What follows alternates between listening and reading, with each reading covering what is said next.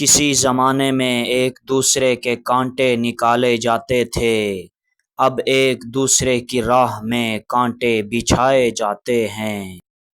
ضروری نہیں ہر کوئی آپ کو سمجھ پائے، ترازو صرف وزن بتا سکتا ہے، معیار نہیں۔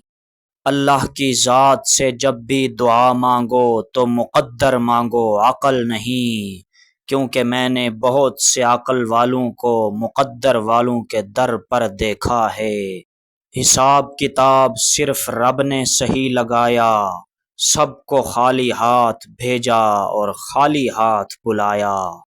چھین کر کھانے والوں کا پیٹ کبھی نہیں بھرتا، اور بانٹ کر کھانے والے کبھی بھوکے نہیں سوتے۔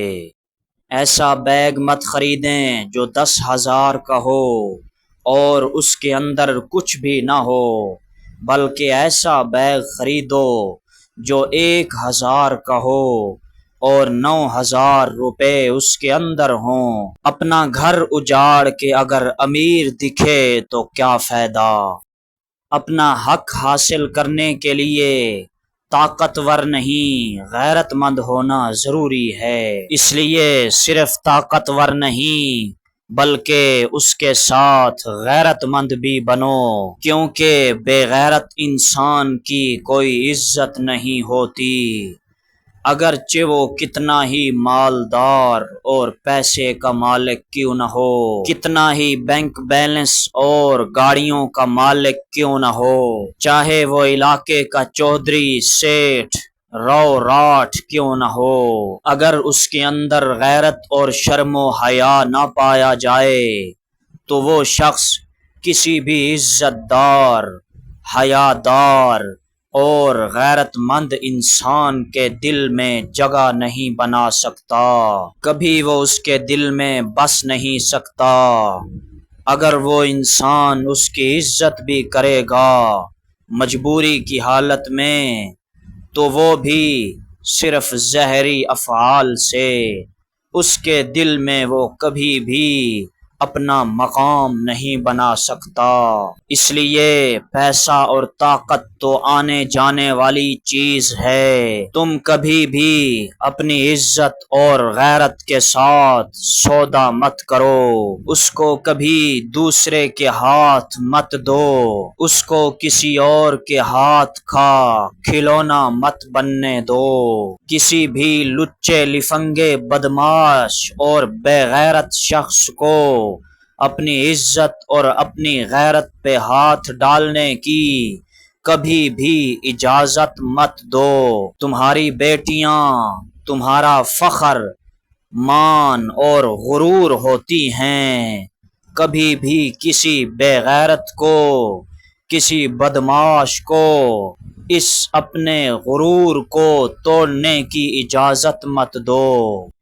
کفن بھی کیا عجیب چیز ہے، جس نے بنایا اس نے بیچ دیا، جس نے خریدا اس نے استعمال ہی نہیں کیا، اور جس نے استعمال کیا اسے معلوم ہی نہیں۔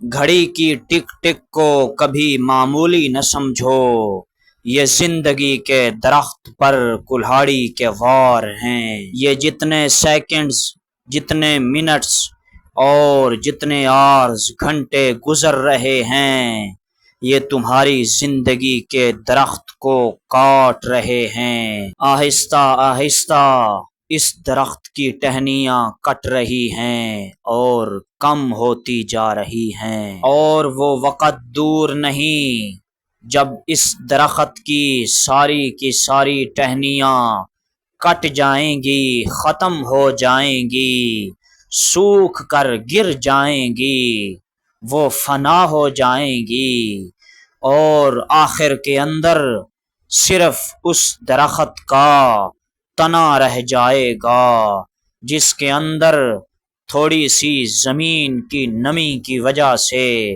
تر و تازگی ہوگی، جان ہوگی، لیکن وہ تنا بھی آہستہ آہستہ کٹتا جائے گا، اور آخر کے اندر اس کو بھی جڑوں سے اکھاڑ پھینکا جائے گا۔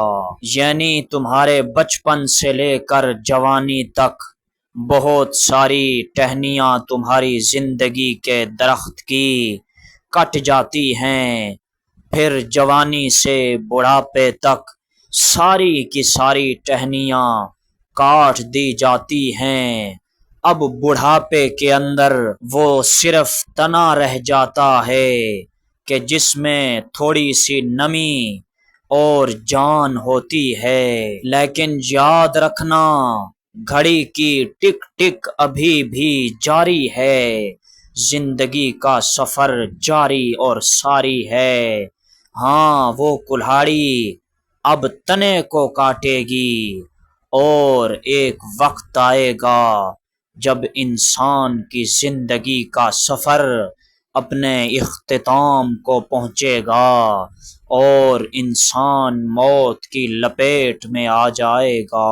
بس یہ دنیا کی زندگی تو صرف اتنی سی زندگی ہے، ہاں جو اصل زندگی ہے، جو اصل حیات ہے، جس میں انسان نے ہمیشہ رہنا ہے، وہ اصل زندگی ہے، وہ آخرت کی زندگی ہے جو مرنے کے بعد شروع ہو جاتی ہے، اور پھر اس کے لیے جنت و جہنم کے فیصلے ہوتے ہیں۔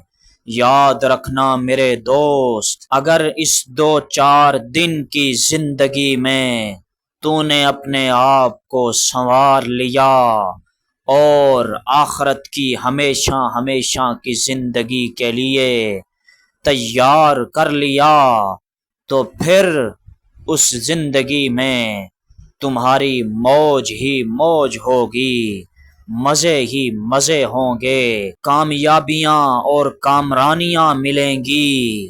ہاں تمہاری مرضی کی زندگی ملے گی، جو تو چاہے گا وہی ہوگا، تیرے من کی سنی جائے گی، تیرے من کی مانی جائے گی، ہاں وہ جنت تیرے نام کر دی جائے گی۔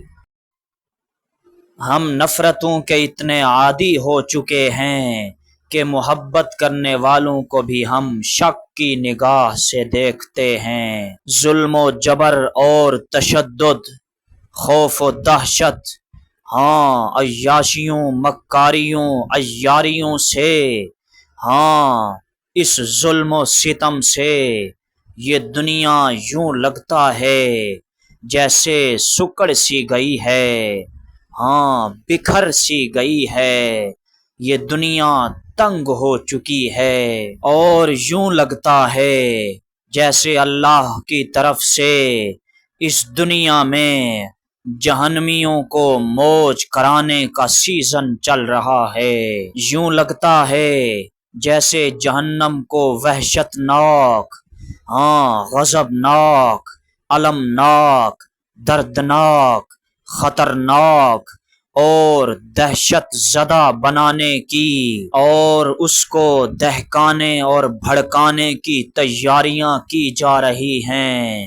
یوں لگتا ہے جیسے کائنات اپنے اختتام کی طرف جا رہی ہے اور قیامت بے صبری اور شدت سے اس کا انتظار کر رہی ہے۔ یوں لگتا ہے جیسے زمین پھٹنے کو ہے، آسمان کھلنے کو ہے، سورج پانی میں گرنے کو ہے اور پانی ابلنے کو تیار کھڑا ہے، پہاڑ ریزہ ریزہ ہونے کو تیار کھڑے ہیں، زمین و آسمان بدلنے کو ہے۔ یوں لگتا ہے جیسے رب اولا کا غضبناک ہاتھ ان مجرموں کے گلے میں پڑنے کو ہے۔